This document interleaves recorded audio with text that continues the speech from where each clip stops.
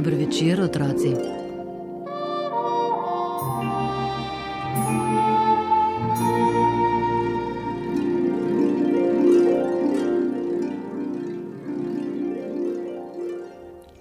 Doktor France Prešeren je bil velik ljubitelj otrok. V Kranju je imel zanje zmeraj pripravljen rdeč usnjen mošnjiček s krajcarji in polne žepe sladkih fig, zato so ga klicali kar doktor Fig. Kadar so se otroci igrali nacionalno gardo, jim je kupil boben, čake, lesene puške in sablje. Če jim je pa še manjkalo to in ono, so ga čakali, ko je šel opoldne iz pisarne, ter ga še nafehtali za potrebni drobiž.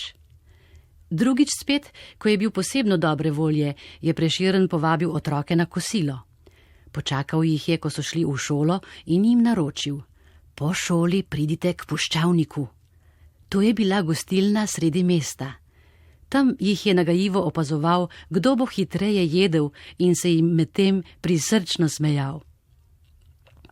Nekega večera je povabil kar 20 do 25 dečkov k Šraufarju nasproti svoje pisarne na dobro večerjo. Pri Šraufarju so imeli gostilno in pekarijo. Kupil jim je tudi svečice, ki so jih v pekariji prižgali in postavili na velike žeblje, na katere so peki dajali deske s pravkar narejenimi žemljami, kifeljci in drugim, da je vse to vzhajalo, preden so jih dali v pečico. Večerjali so ti otroci torej ob lepi razsvetljavi in se potem po svoje zabavali doktorju Prešernu v veliko veselje. Pa vendar je metal otrokom po ulici in pri tem pazil, kdo bo hitreje pobral. Otroci so ga napeto gledali, kam bo vrgel, na desno ali na levo. Prešeren je krajcarje vrgel prav predse. Take reči so ga veselile, da se je od časa do časa vsaj malo nasmejal.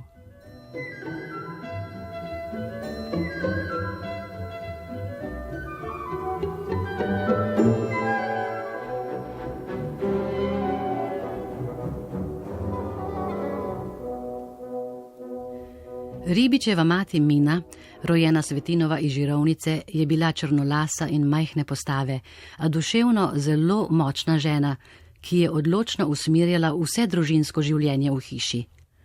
Ko je bila mlada, se je najprej šolala v Beljaku, nato pri ljubljanskih Uršulinkah, kar je bilo v tedanjih časih za dekle s kmetov nenavadno.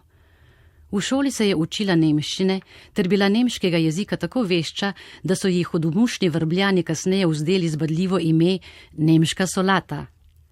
Ko je bila stara 21 let, se je omožila s 34-letnim Simonom Prešernom in tako prišla k Ribičevim v Vrbo.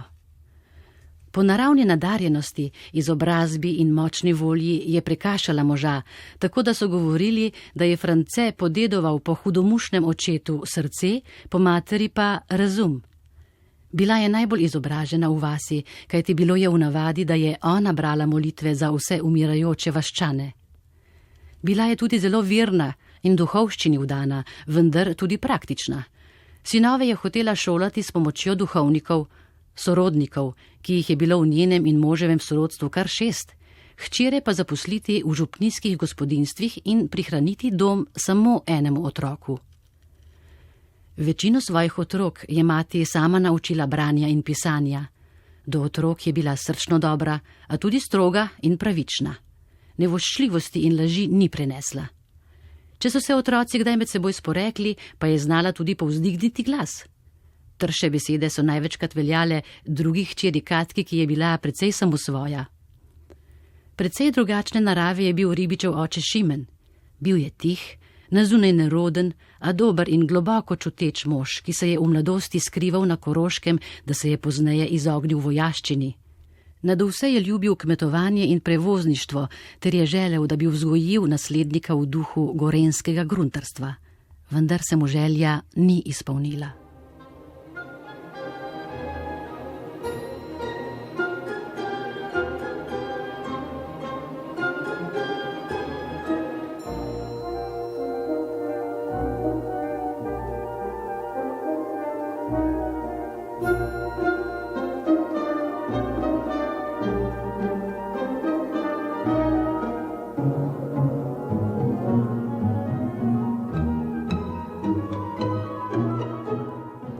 Večjega premoženja pesnik Prešeren ni nikoli imel.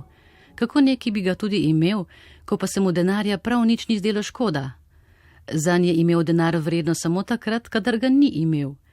To njegovo lastnost je mati že zgodaj opazila, zato mu je večkrat tudi rekla: ti, France, ne smeš sesti h kaki blagajni. Denarja veliko rabiš, zato bi ti bilo tako delo lahko kvarljivo. Posebno za revne ljudi je bil Prešeren prava duša. To so vedeli reveži v bližnji in daljni okolici, zato so hodili kar naprej k njemu, nekateri pa celo po večkrat na dan. Če je imel 2 cunji ali 2 para škornjev in je videl reveža, ki jih ni imel, ga je brž oblekel in obul. Ko je tako nekoč v Kranju nek berač istega dne že drugič zavil v Prešernovo stanovanje ubogaj me prosit, ga je sestra Katra, ki je bila ves čas pesnikova gospodinja, vsa jezna pognala čez prak. Prešeren je bil takrat ravno v svoji pisarnici.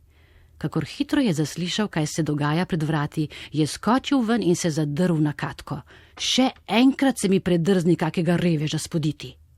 Potem je poklical berača nazaj, mu daroval krajcar in rekel: na, pa veš, da ima vsak dan 2krat priti. Še posebej bi morale biti po njegovem do revežev darežljive noseče ženske in zanje imeti zmeraj v žepu nekaj drobiža. Njihovi otroci se potem rodijo dobrega srca, pa tudi svojih staršev nikoli ne zapustijo in ne pozabijo.